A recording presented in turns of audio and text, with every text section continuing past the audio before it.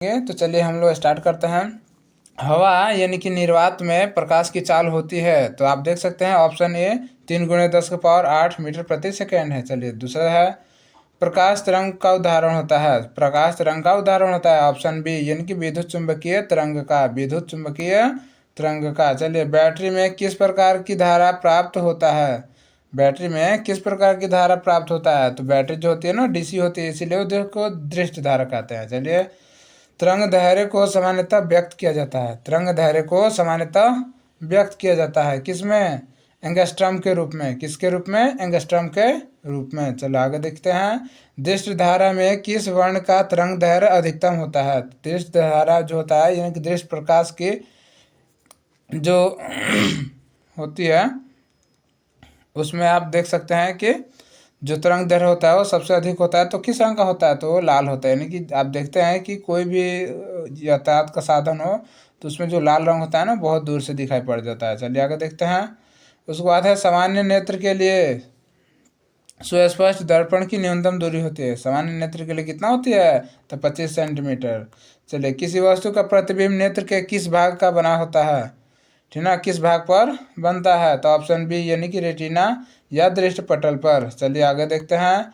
1 SP बराबर होता है किसके बराबर? यानी कि 1 SP, SP का मतलब होता है अश्व शक्ति यानी हर्स पावर, यानी कि उसका हो जाएगा 746। चलिए आगे देखते हैं।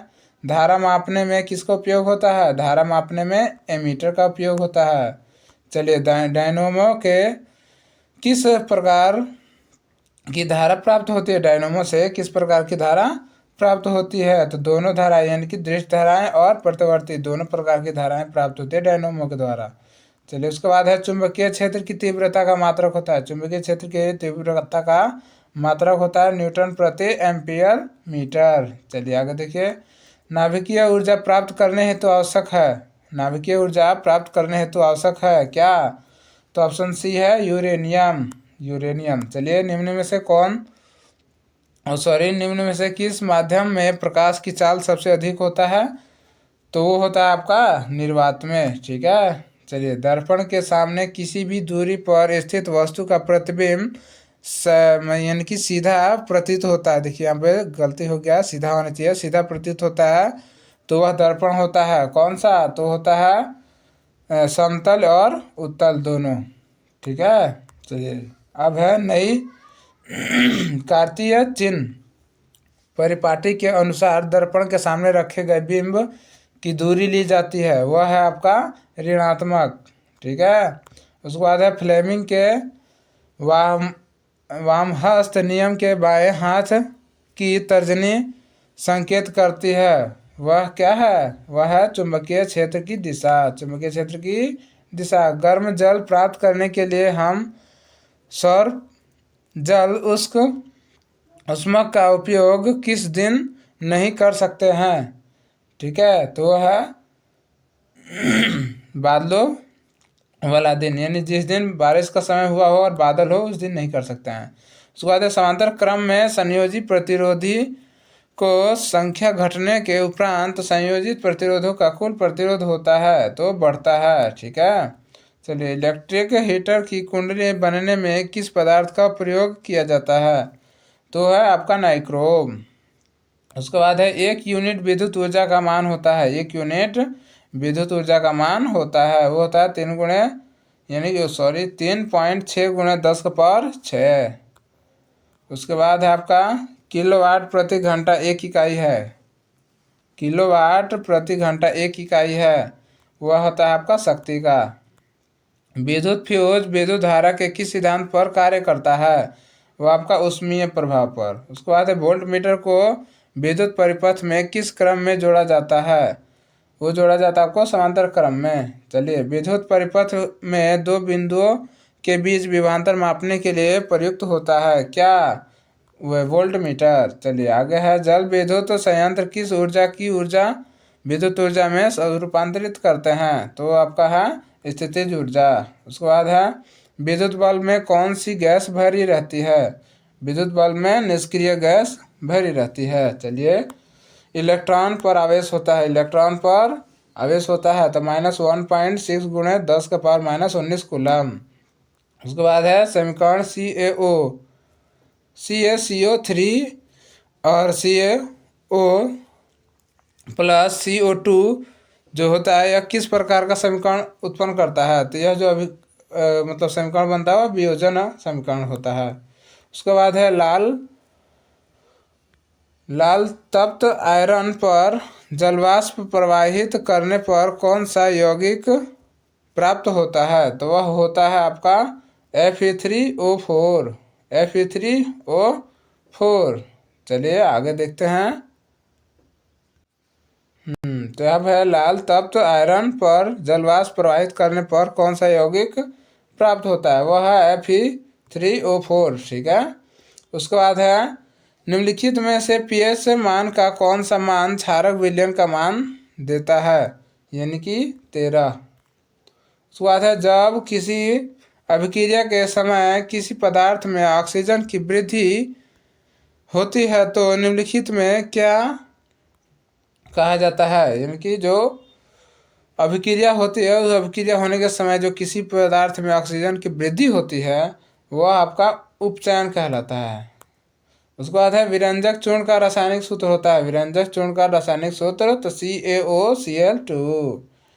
उसके बाद है धातुओं की प्रकृति होती है। धातुओं की प्रकृति वो है विद्युत धनात्मक। उसके बाद है जिंक तथा सल्फ्यूरिक अम्ल के बीच अभिक्रिया से निम्नलिखित में से कौन सी गैस निकलती है, तो आपकी है H2।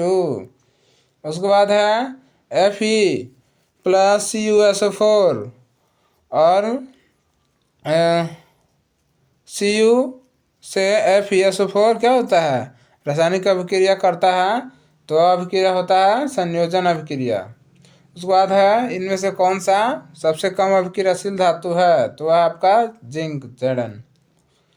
जिप्सम का रासायनिक फॉर्मूला होता है, यानी कि सूत्र क्या होता है, तो होता है आपका CaSO4 2H2O। ठीक है, जिप्सम का रासायनिक सूत्र है। उसके बाद आधुनिक आवर्त सारणी की क्षैतिज कतारें निम्न में से कहलाती है क्या, तो है आवर्त। उसके बाद है लोहे के फ्राइंग पैन के जंग से बचने के लिए निम्न में से कौन सी विधि उपयुक्त है। कौन सी विधि, तो आपकी विधि है जिंक की परत चढ़ाकर, यानी कि जिंक का लेप लगाकर। उसके बाद है आपका निम्न में से कौन गैस चूने के पानी को दूधिया कर देता है, तो आपका जो चूने का पानी है वो दूधिया करता है किसको, तो है CO2 को। उसके बाद है कौन सा यौगिक ईंधन के रूप में इस्तेमाल किया जा सकता है, ईंधन के रूप में इथेनॉल को उपयोग किया जा सकता है। कौन सा पदार्थ लाल लिटमस को नीला कर देता है, तो जो होता है आपका ऑप्शन बी क्षार, वो लाल रंग को लिटमस को नीला कर देता है। उसके बाद है खाद्य पदार्थ के डिब्बों पर जिंक की बजाय टीन का लेप होता है। खाद्य पदार्थों पे जो डिब्बा होता है उस पर जिंक की बजाय टीन का लेप होता है, क्यों, क्योंकि टीन की अपेक्षा जिंक अधिक अभिक्रियाशील है, इसीलिए। चलिए तृतीय का सूत्र है, यानी कि तृतीय मतलब होता है नीला थोथा का अणु सूत्र होता है। तो ऑप्शन ए CuSO4 5H2O। ठीक है, चलिए आगे देखते हैं। उसके बाद है गंधक की परमाणु संख्या है। गंधक की परमाणु संख्या है क्या, 16। बेकिंग पाउडर एक मिश्रण है किसका, ऑप्शन डी का, यानी कि NaHCO3 जो टार्टरिक अम्ल का होता है। उसके बाद है निम्नलिखित में कौन प्रकृति सूचक है, कौन सा, तो ए हल्दी का। उसके बाद है OH अभिक्रियाशील मूलक वाले यौगिक का नाम क्या है, ठीक ना, तो उसका मूलक का नाम है एल्कोहल। उसके बाद है कैल्शियम कार्बोएट जल के साथ अभिक्रिया करके देता है क्या, तो इथाइन। उसके बाद है ओजोन के एक अणु में ऑक्सीजन के परमाणुओं की संख्या कितनी होती है, वो होती है आपका 3। उसके बाद है कमरे के ताप पर द्रव्य अवस्था में रहने वाली धातु है। कमरे के ताप पर जो धातु रहती है वो है पारा। उसके बाद है सरलतम हाइड्रोकार्बन है। सरलतम जो होता है वो हाइड्रोकार्बन है मीथेन। उसके बाद है कौन क्षारीय ऑक्साइड है, तो क्षारीय ऑक्साइड आपका Na2O है। धोने का सोडा का आणविक सूत्र, तो धोने का सोडा का होता है Na2CO3 10H2O। उसके बाद है कौन किस कोशिका का ऊर्जा मुद्रण के रूप में जाना जाता है, तो मुद्रा के रूप में किसे जाना जाता है, तो जाना जाता है आपको ATP को। उसके बाद है निम्न में कौन सा वृक्क के रचनात्मक और क्रियात्मक इकाई है, तो होती है आपका नेफ्रॉन। वृक्क किस जैव प्रक्रम का हिस्सा है, तो जो वृक्क है ना वह उत्सर्जन का हिस्सा है। उसके बाद डेंगू उत्पादन करने वाले मच्छर किस तरह के जल में उत्पन्न होते हैं, तो होते हैं आपका शुद्ध जल में। सबसे छोटी अंतःस्रावी ग्रंथि है, तो पिट्यूटरी यानी कि पीयूष। मानव जनन अंग किस आयु में परिपक्व और क्रियाशील होता है, वो 18 वर्ष की उम्र है। मुकुलन द्वारा प्रजनन किस में होता है, मुकुलन द्वारा जो प्रजनन होता है ना वो आपका ईस्ट में होता है।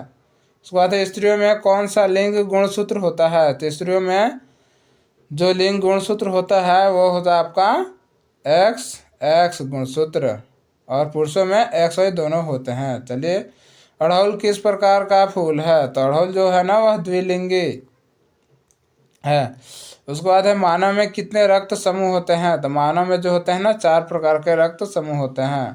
उसके बाद है स्टोमाटा के खुलने और बंद होने की क्रिया को कौन नियंत्रित करता है, तो वो करता है आपका द्वारा कोशिका, मैंने कोशिका के द्वारा उसको नियंत्रित किया जाता है। उसके बाद है कौन एक जैव अनिम्नीकरणीय पदार्थ है, तो है DDT। वन संरक्षण का उपाय है, वन संरक्षण का उपाय है, तो इनमें सब कुछ है। नए वृक्षारोपण करना, वनों की कटाई पर रोक लगाना, जनसंख्या वृद्धि पर रोक लगाना, इसलिए इसका D ऑप्शन सही है। हाँ, इसमें है कौन सा अंग संवेदी ग्राही नहीं है, संवेदी ग्राही यानी कि दिमाग है वो संवेदी नहीं है, बाकी तीनों जो हैं आँख कान नाक जो भी है सब संवेदी ग्राही है। ठीक है। उसके बाद समझात अंगों का उदाहरण है, समझात अंग क्या है, हमारा हाथ और कुत्ते की अग्रपाद, हमारा हाथ और कुत्ते की अग्रपाद दोनों है। ठीक है, ऑप्शन ए सही जवाब है। बीजांड की ओर परागन नलिका की वृद्धि का कारण होता है, बीजांड की ओर परागन नलिका की वृद्धि का कारण होता है कौन, तो यह है केमोट्रॉफिज्म। ठीक है।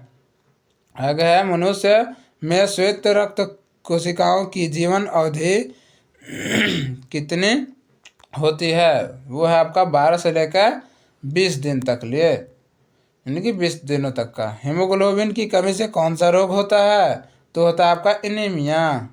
उसके बाद है कौन सी बीमारी श्वसन तंत्र से संबंधित है, तो श्वसन तंत्र से संबंधित है निमोनिया।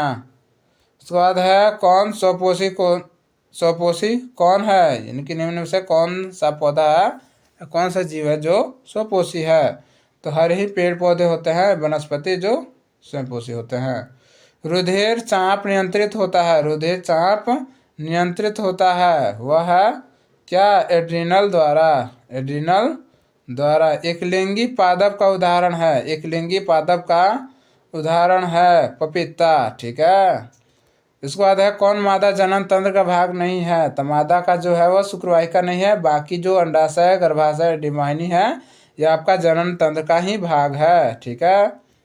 उसके बाद है द्विखंडन होता है, तो द्विखंडन इन सभी के अंदर होता है, पैरामीशियम में भी, अमीबा में भी और लिस्मेनिया में भी, इसलिए ऑप्शन डी सही जवाब है।